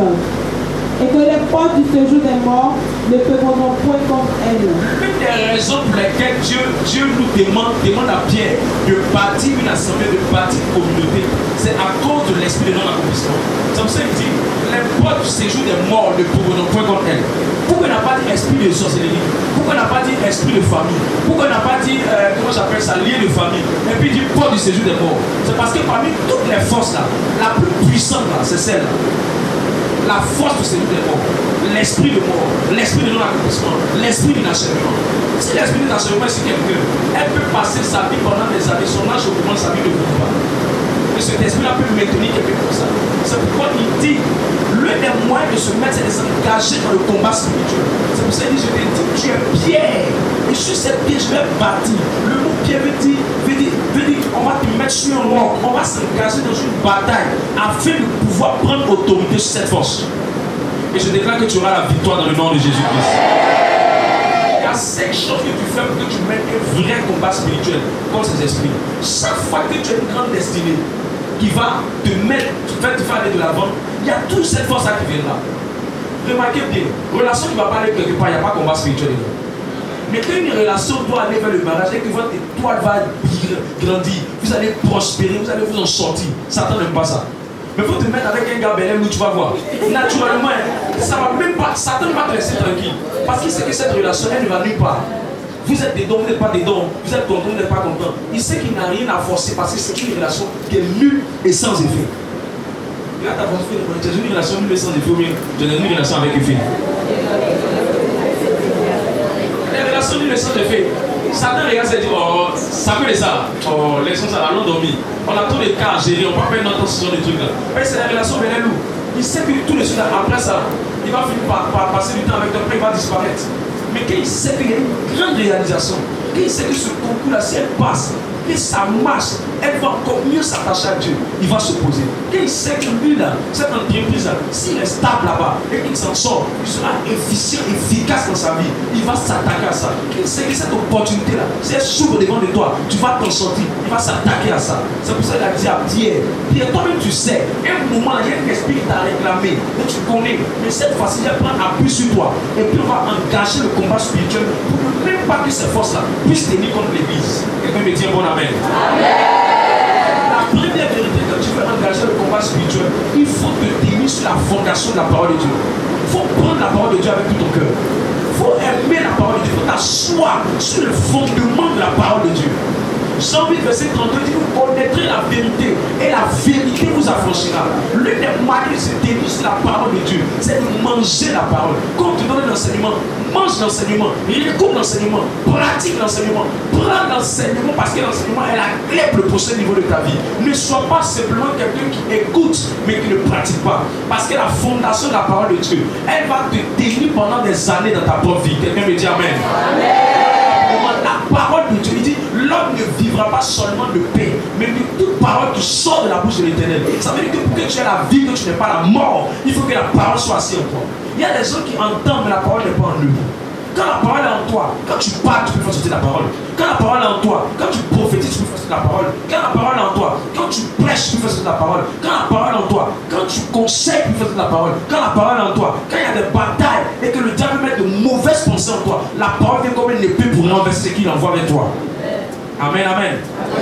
Deuxième chose pour gagner le combat spirituel, quand tu sens que les forces là commencent à te mettre la pression, il faut faire des prières intenses et persistantes pour établir ta victoire. La victoire était déjà établie parce que Christ est mort à la croix. Ce n'est pas maintenant quand il a détruit Satan. On cherche à prendre possession de notre victoire. On cherche à s'asseoir dans notre victoire. Mais l'un des moyens, ce n'est pas de s'asseoir. Et comme j'ai la victoire, victorieux, Christ est victorieux. Non, non, non. Ce n'est pas ça. Il faut te lever, prendre des temps de prière. Des temps de prière où tu t'enfermes, tu pries. Tu t'enfermes, tu pries. Tu t'enfermes, tu pries. Tu t'enfermes, tu pries. Tu es dans ta chambre, tu dis aujourd'hui je vais passer au moins 2 heures de temps. Aujourd'hui tu es 2 heures de temps, demain tu es dans 3 heures de temps, après tu es dans 4 heures de temps. Tu t'engages dans la prière. Tu t'engages dans la prière. À force de t'engager, il parle de prière fervente. Il parle de n'importe quelle prière. Et les prières où on persiste. C'est pourquoi Jésus lui-même n'a pas manqué de mettre toutes les étapes de sa vie dans la prière. C'est pour ça Luc 6, verset 12 dit, il a prié toute la nuit pour choisir ses disciples. Ce qui fait que beaucoup de projets ne s'achèvent pas. C'est que la fille, elle a commencé sa relation, au début ça a commencé à marcher. La suite de la relation, elle ne prie plus. Le reste de la relation, elle ne prie plus. Elle ne sait pas que chaque étape de sa relation doit être exposée à la prière, doit être connectée à la prière, doit être branchée dans la prière. Ce n'est pas parce qu'aujourd'hui ça va bien que ça va aller bien demain. Il faut à chaque étape mettre ça dans les mains du Seigneur, mettre ça sous le contrôle de Dieu. Dieu peut gérer tout, mais Dieu aime et prend plaisir que c'est toi-même qui lui confies ça par le canal de la prière. C'est pour ça qu'il dit invoque-moi et je te répondrai. Il n'a pas dit que moi je vais invoquer puis je vais te répondre. Ça veut dire que tu as ta part de responsabilité, c'est d'engager la prière. Qui est avec moi? Amen. Je vais un amen de ta part. Amen. Tout ce qui ne s'achève pas, c'est parce qu'il y a un manque de prière quelque part. C'est pour ça qu'il dit en Éphésiens 6 et Hébreux 6 verset 11. Il dit ça dans Hébreux 6 verset 11. Il dit ayez du zèle quand la fin de toutes choses est proche. Vaquez à la prière. Pierre est en train de parler de ça, est en train de nous enseigner combien de fois. Plus tu veux que ce que tu es en train de faire puisse aboutir, il faut t'engager fortement dans la prière. Il faut investir fortement dans la prière. Il ne faut pas rester au coup de lutte. Il faut mettre la prière à chaque lieu, à chaque étape et à chaque aspect de ta prière, de ta vie. Quelqu'un me dit bon amen. Vérité 3, il faut donner, il faut fermer toutes les portes par lesquelles l'ennemi va entrer. C'est vrai que tu le chasses, mais si tu ne fermes pas les portes, ce n'est pas le combat spirituel que tu fais. Il y a 3 portes d'accès que l'ennemi va utiliser. L'orgueil, la haine, la débauche sexuelle. Je reprends. 3 portes d'accès qui vont entrer. L'orgueil va te rendre orgueilleux. Il va mettre la haine dans ton cœur ou la dépression dans ton cœur. Et puis il va mettre dans ton cœur l'impureté, le péché. C'est par ces 3 portes que facilement l'esprit de moi va finir par entrer. Quelqu'un est avec moi? Comment tu fais pour fermer ces portes? 1. Développe l'humilité. 2. Marche dans l'amour. 3. Marche dans la pureté. Marche dans la pureté. Si ces portes-là sont fermées, l'esprit n'a plus accès. Facilement, il va repartir. Parce qu'il l'esprit que tu as chassé revient toujours à un moment bien précis. Matthieu 12, 43. C'est pour ça que la plupart des ministères de combat spirituel, remarquez bien, la plupart des ministères de combat spirituel n'arrivent jamais de faire combat spirituel. Pourquoi? Un esprit que vous chassez, vous continuez de le chasser. Le problème, ce n'est pas l'esprit. Le problème, c'est que les personnes pour qui on chasse les esprits là, ils ouvrent la porte toujours l'esprit qui rentre. Dans un moment, on doit les chasser, mais un autre moment, il faut que la personne, ceux qui ont chassé l'esprit, prenne la décision de dire que je ne pousse jamais les portes pour que cet esprit-là rentre. Si tu es avec moi, tu me dis un bon amen. 4. Soyez dans une assemblée vivante. Soyez membre d'une assemblée vivante. Une assemblée est vivante par quoi? Il y a 4 choses qui définissent qu'une assemblée est vivante. La première chose, c'est que c'est une assemblée qui a une vision. La deuxième chose, c'est que c'est une assemblée où on enseigne la parole. Mes amis, un ministère où on ne passe que le temps à prier, les enseignements ne sont pas pondés, profonds. Ça va rendre les chrétiens abrutis. Ça, tu vas voir les gens qui sont assis, ils voient des mots partout. Ils voient ça, cafard, feu. Feu. Les ministères de feu, tous les jours. Là. Finalement, les chrétiens deviennent abrutis. C'est comme si laissent leur cerveau à la maison avant de venir à la prière. Je vous dis la vérité. J'ai vu un moment comme ça, il aimait tellement à faire le combat spirituel. Quand elle est elle était elle-même constipée par le combat spirituel. Elle arrive quelque part et dit, je barricade le lieu de 6 mètres de profondeur par rapport au sang de Jésus-Christ. Par rapport à la diamétrale, je demande au Saint-Esprit de prendre l'endroit. C'est comme si elle était devenue un peu folle façon. Elle voit les démons partout. Quand tu cafard, sa mère de tuer cafard est différente de nous tous. Elle écrase sans pâte à modérer. Il t'écrase. Quand elle finit d'écraser, quand finalement on ne voit plus rien. Et puis elle dit à la servante de venir ramasser. Elle va ramasser quoi? Elle voit tout en Satan, tout en diable. Et tout ce qu'elle fait, elle est en mode Satan et diable seulement. La paix équilibre. Comme ça, on croit que le combat spirituel existe, mais en même temps, il ne faut pas exagérer. Il faut t'asseoir dans une assemblée vivante. Vivante. Où on prêche le plein évangile. On prêche la prospérité. On prêche la délivrance. On prêche le message. On prêche l'orientation. On prêche chaque aspect de l'évangile. Il n'y a pas un qui est plus fort que l'autre. Parce que tous les problèmes ne sont pas le déforcement démoniaque. Tu comprends? Amen. Qui me suit? Amen. Ça, il faut t'asseoir dans une assemblée vivante. Il faut t'impliquer. C'est pour ça que tu as décédé, je vais bâtir mon église. Et les portes du séjour ne seront pas dans ma vie. Elles ne pourront pas tenir contre moi. Il faut te mettre dans une assemblée. Il faut t'impliquer dans une assemblée. Une autre chose, comment tu vas savoir que dans une assemblée est veuve? Tu vas sentir une flamme, un feu dans le cœur de celui qui a la vision. Mes amis, quand il y a un feu dans le cœur de celui qui a la vision, le fardeau qu'il a sur les âmes, le fardeau qu'il a, ce n'est pas seulement la foule, il a le fardeau des âmes. Comment on fait pour que les gens soient bénis? Comment on fait pour que les gens arrivent là où Dieu veut qu'ils arrivent? Comment on fait pour amener les gens de l'Égypte à la terre promise? Il s'engage avec tout son cœur dans cette affaire. Ce n'est pas quelqu'un qui est là juste pour se plaquer, pour se saper, pour sauter, pour danser et ne pas travailler pour l'établissement des âmes et le but de Dieu. Qui me suit? Amen. C'est pour ça que quand Dieu veut t'amener loin, il cherche une assemblée dans laquelle il va te mettre. Si tu n'es pas membre d'une assemblée, ça sera difficile. Parce que quand tu es membre, quand l'esprit la vient, avant qu'il va t'atteindre, il doit atteindre d'abord l'assemblée. Il doit atteindre d'abord la famille. Comme il ne peut pas détruire cette famille spirituelle, il va finir par partir. Tant que tu es greffé, tu deviens membre. Et quand tu es membre, si on touche une partie de membre, c'est qu'on a touché le corps. Et pour on ne peut pas atteindre le corps, on ne peut pas aussi t'atteindre. Parce que tu es membre, tu es greffé à l'assemblée. Et l'une des manières d'être greffé à une assemblée, c'est d'être stable dans la maison de Dieu.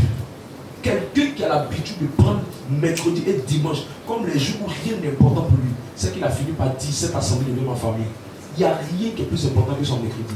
Parce qu'il sait que son avenir ne dépend en rien d'autre que de la maison de Dieu. Mes amis, j'ai vu des gens qui tentaient de courir dans leur vie. Ils cherchaient l'argent, ils pousseraient l'argent. Nous, dans le temps, 10 années à 15 années en arrière, on était en train de se promener, on cherchait Dieu, on avait soif de Dieu, on aimait, on sait qui va nous enseigner, qui va nous bâtir. On se levait à nous pour aller dans les coins, pour faire prier, pour prier. Pendant qu'on était en train de faire ces choses, Dieu est en train de nous bâtir. Aujourd'hui, le Seigneur est en train de récompenser les efforts qu'on a fournis. Pourquoi? Parce qu'on a privilégié son royaume. Si tu n'as pas privilégié l'œuvre de Dieu, la maison de Dieu, les choses de Dieu, demain tu seras en train de regretter. Tous ceux qui n'ont pas donné du sacrifice à l'œuvre de Dieu, demain seront en train de pleurer par rapport à leur vie. Tous ceux demain qui seront très puissants, aujourd'hui, tu es en train de s'investir dans les choses du Seigneur. Je sais que 2023 sera puissant pour toi. Je sais que l'année qui va suivre sera puissant pour toi. Je sais même qu'avant que l'année ne s'achève, mon Dieu te donnera un cadeau divin dans le nom de Jésus. Cinquième vérité, développe la sagesse du serpent. Développe la sagesse du serpent. Matthieu 10, verset 16, il dit soyez prudents comme le serpent. Quand tu ne veux pas que tes projets aboutissent, sois sage comme le serpent. Mes amis, les gens m'ont demandé, est-ce que tu peux faire des grandes pancartes pour qu'on puisse faire des grands programmes, tout ça?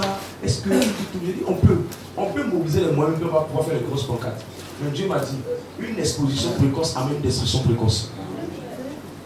À un moment donné, il ne faut pas vite exposer ce que tu es en train de faire. Tu es en train de faire ton projet, reste dans le secret. Il ne faut pas trop vite t'exposer, reste calme. Tu veux passer ton examen, reste calme. Tu veux réaliser des choses, reste calme. Ne t'agite pas. Cherche à établir une bonne fondation de la chose. Cherche à tout faire pour que ce que tu es en train de faire, il y a une bonne fondation. Ça prend une bonne consistance. Ça prend du bon poids. Comment tu sais que quelque chose a pris du bon poids? Quand tu sais que les personnes qui sont autour, les personnes qui sont dedans, sont arrivées à un niveau de maturité, de saturation, tu peux commencer à décoller. Tu ne peux pas commencer une entreprise, commencer à faire la promotion de l'entreprise. Alors que tes employés qui sont là, c'est les gens qui vont et viennent. C'est les gens qui vont et viennent. Tu n'es même pas sur un code bleu. Quelqu'un, tu laisses l'entreprise, mais tu es parti net. Le gars il va se dire que demain, c'est à moi l'appeler pour aller au village. Tu ne peux pas prendre l'entreprise, commencer à dire que tu vas commencer à vouloir faire de grands projets, de grands défilés, de grandes démarcations. Si tu fais ça, que tu as des grands marchés, que tu ne les équipes pas, les clients qui sont venus, tu les payes à vie. Tu comprends ce que je dis? C'est pourquoi beaucoup n'aboutissent pas. Tu ne veux pas dire que tu commences un concours, un examen, tu veux passer le concours. Et puis tu commences à avoir des attitudes de quelqu'un qui agit d'une manière, tout le monde sait que tu es en train de passer ton examen. Tu vas dans le secret, tu te camoufles. Le serpent même s'est camouflé. Là où il est, il fait comme s'il n'a pas. Il fait comme s'il n'est pas. Il fait comme s'il n'y arrive pas. C'est ça, j'ai mis une soeur. Elle voulait passer son concours de sage-femme. Mais elle était tranquille, elle fait son travail. Elle fait son boulot avec un frère. Son boulot tranquillement. Elle va, elle fait son travail, elle fait son travail. Le gars ne met pas les grandes choses, mais elle fait son travail tranquillement. Pendant que les gens la voient, ils se disent, oh, ce travail, ça l'avait fait. Dans le secret, on a pu passer son concours. Mais quand les gens voient que tu ne fais rien, ils savent qu'il y a un projet que tu es en train de concocter derrière. Les gens ne sont pas idiots. Et ton ennemi est toujours en train d'observer les gestes et faits de ta vie. Mais quand il sent que tu es en train de t'occuper par quelque chose qui trouve que ça n'a pas de valeur pour toi, il t'ignore maintenant, il se dit que ça n'a plus, tu ne vas pas arriver quelque part. La méthode du diable, c'est de faire semblant. Quand le diable sait que tu es trop en train de rire, ça lui fait mal. Quand tu es trop fâché aussi, il est content. Donc il faut le camoufler. Il fait comme si tu n'avais pas encore arrivé quelque part. Mais pendant ce temps, tu es en train de bien te préparer. C'est pour ça que tous les gens qui sont très très riches sont très très simples. Parce qu'ils ont compris le camouflage. Il ne faut pas trop de bruit. Comme ça, l'argent n'aime pas le bruit. C'est les gens qui n'ont rien là. Rien. Tu vois un peu ton voisin, tu vois un peu non. La plupart, ce sont eux qui font beaucoup de bruit. Sinon, c'est qu'on non. La simplicité est devenue le partage.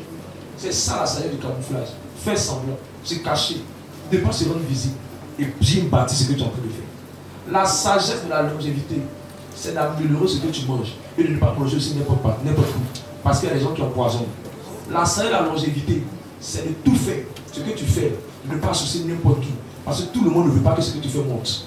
Fais attention à celui avec qui tu vis. Fais attention avec qui tu manges. Fais attention aux personnes que tu donnes l'intimité dans ta maison, dans ton salon, dans ce que tu fais. Tu ne sais pas quelle copine à qui tu es en train de dire.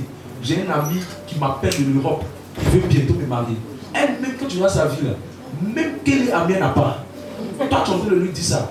Si elle n'a pas vraiment un cœur fort, elle va dire, hey Dieu, tu es là, l'autre, tu ne penses pas à moi. Et la plupart des amitiés femmes, la société rentre dedans. Et les problèmes finissent par se présenter. Fais toujours être sage. C'est ça la sagesse du serpent. C'est ça la sagesse du serpent. Quelqu'un veut dire bon amen. Amen. Quand j'ai lu la Bible, je me suis rendu compte que la plupart des gens qui vivent longtemps dans la santé sont des gens qui ne sont pas toujours en train de manger seulement ce qui est sucré. Ils essaient de toujours faire pour manger tout ce qui est légumes, tout ce qui est plante. Apocalypse 22, verset 2 dit Dieu a donné des plantes pour la santé des hommes. Les gens qui veulent toujours manger seulement ce que les gens vendent dans les restaurants, ils vont finir par paralyser leur vie. Et l'une des sagesses de la longévité, c'est de ne pas manger n'importe où. Et pour ne pas manger n'importe où, il faut être dans un foyer. Ça garde dans la longévité. C'est pourquoi à un moment, la plupart des personnes que tu vois qui sont fréquemment malades, c'est les personnes qui donnent leur nourriture à n'importe qui et qui mangent dans n'importe quel endroit. Et ça crée des maladies. Quand tu n'as pas la pression de ce que tu vas manger, tu as la paix dans ce que tu manges.